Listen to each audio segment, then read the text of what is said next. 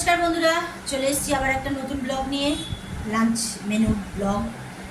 আজকে তো শনিবার, আগামী পরশু থেকে ছেলের পরীক্ষা।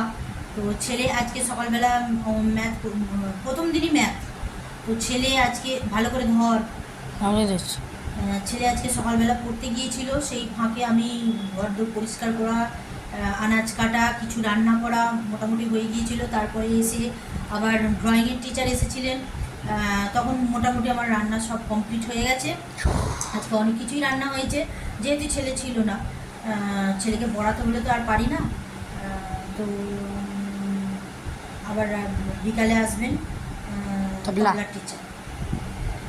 তো চলো দেখিয়ে দিই কি আজকে আছে। প্রথমেই দেখাই, এখানে আছে গন্ধরাজ লেবু, এখানে আছে ভাত, গরম গরম ভাত বলবো না কারণ ভাতটা আমার অনেকক্ষণই হয়েছে।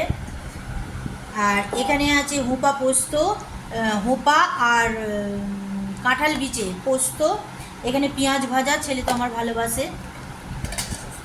আর এখানে আছে পটল ভাজা, যেটা আমার ছেলে খায় না, পটল ভাজাটা আমার। আর এখানে আছে আলু পেঁয়াজ আর করলা, আলু পেঁয়াজ করলা ভাজা। এখানে আছে মাছের ডিম ভাজা, আর এখানে আছে হাঁসের ডিম দিয়ে আলু দিয়ে তরকারি। তো আজকে অনেক কিছুই হয়েছে, এই দিয়ে মোটামুটি আমাদের। আজ আমটা বাড়ন্ত হয়ে গেছে, আম নেই, একটু জেলি নেব, এই হচ্ছে ব্যাপার। জেলিটা দেখানো হলো না, নেওয়া হয়নি বলে। ঠিক আছে চলো, এই আজকে আমাদের লাঞ্চ মেনু।